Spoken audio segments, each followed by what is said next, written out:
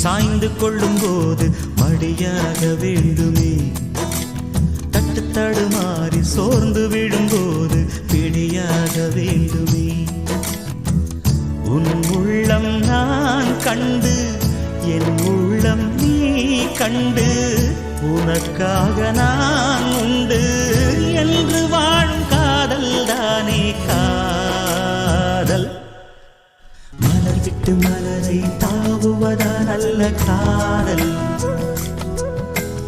ஒருத்திக்கு ஒருவன் என்பதுதானே காதல்.